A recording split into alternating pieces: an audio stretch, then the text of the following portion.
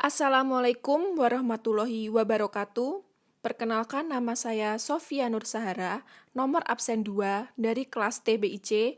Di sini saya berkesempatan untuk menjelaskan tentang nasionalisme.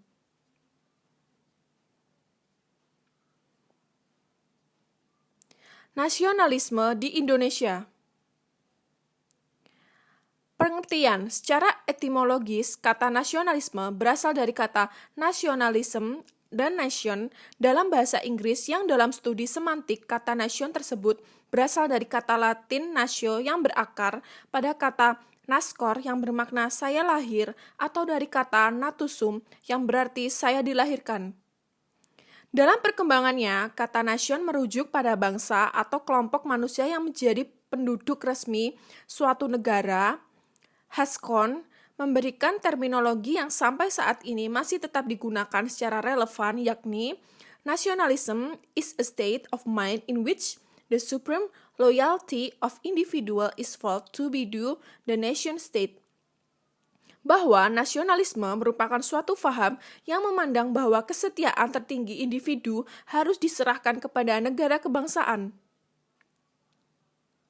Sedangkan dalam konsepsi politik, terminologi nasionalisme sebagai ideologi yang mencakup prinsip kebebasan, kesatuan, kesamarataan, serta kepribadian selaku orientasi nilai kehidupan kolektif suatu kelompok dalam usahanya merealisasikan tujuan politik, yakni pembentukan dan pelestarian negara nasional. Dengan demikian, pembahasan masalah nasionalisme pada awal pergerakan nasional dapat difokuskan pada masalah kesadaran identitas, pembentukan solidaritas melalui proses integrasi, dan mobilisasi lewat organisasi. Sejarah kelahiran faham nasionalisme Indonesia. Yang pertama ada Budi Utomo tahun 1908, yakni berbasis subkultur Jawa. Yang kedua, Serikat Dagang Islam tahun 1911, kaum entrepreneur Islam yang bersifat ekstrovert dan politis. Yang ketiga ada Muhammadiyah tahun 1912, subkultur Islam modernis yang bersifat introvert dan sosial.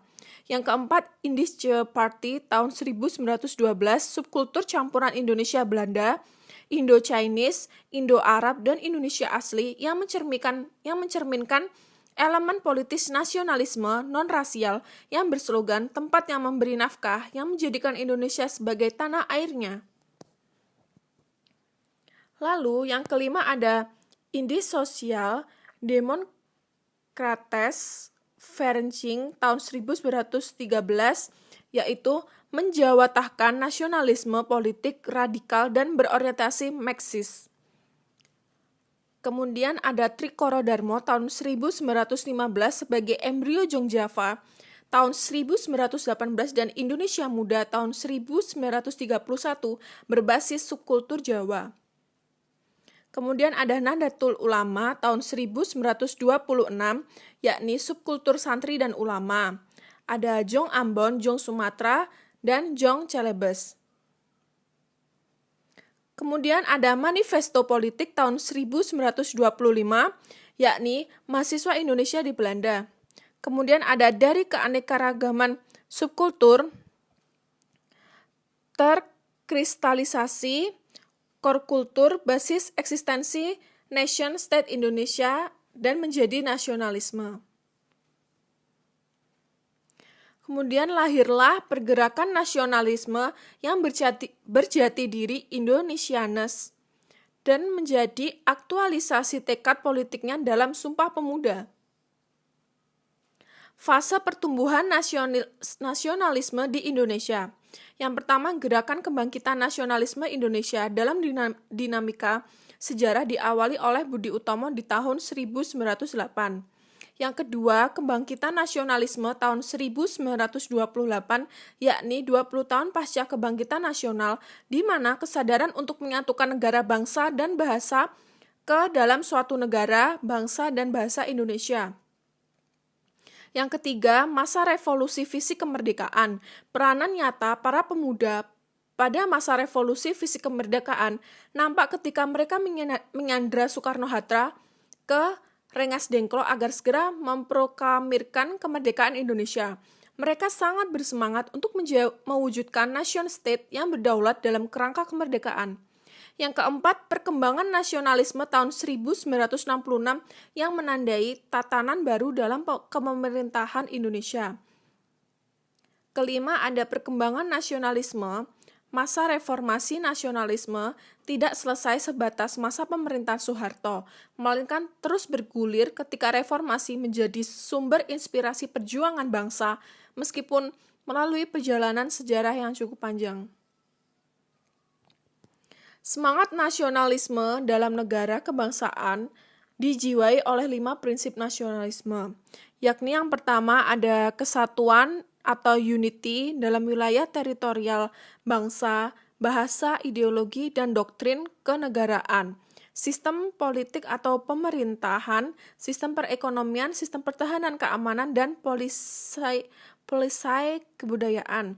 Yang kedua ada kebebasan atau liberty, freedom, independence dalam beragama, berbicara, dan berpendapat lisan dan tertulis, kelompok dan berorganisasi. Yang ketiga yaitu kesamaan atau equality dalam kedudukan hukum, hak, dan kewajiban. Yang keempat kepribadian atau personality dan identitas atau identity yaitu memiliki harga diri, rasa bangga, dan rasa sayang terhadap kepribadian dan identitas bangsanya yang tumbuh dari dan sesuai dengan sejarah dan kebudayaannya. Yang terakhir, yaitu prestasi atau achievement, yaitu cita-cita untuk mewujudkan kesejahteraan serta kebesaran dan kemanusiaan dari bangsanya. Proklamasi dalam konteks nasionalisme didasarkan pada kesadaran bahwa sesungguhnya kemerdekaan itu ialah hak segala bangsa, dan secara berkeadaban dan konstitusional, maka disusunlah kemerdekaan kebangsaan Indonesia itu dalam suatu undang-undang dasar atau pembukaan Undang-Undang Dasar 1945, unit kesatuan teritorial dan unit kesatuan bangsa yang kita nyatakan sebagai negara kebangsaan yang telah merdeka atau independen, mencakup wilayah seluruh daerah Hindia Belanda.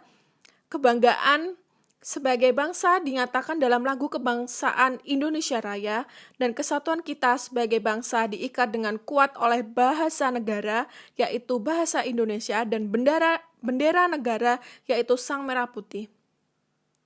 Sekian dari presentasi saya, mohon maaf jika banyak salah kata. Terima kasih atas perhatiannya. Wassalamualaikum warahmatullahi wabarakatuh.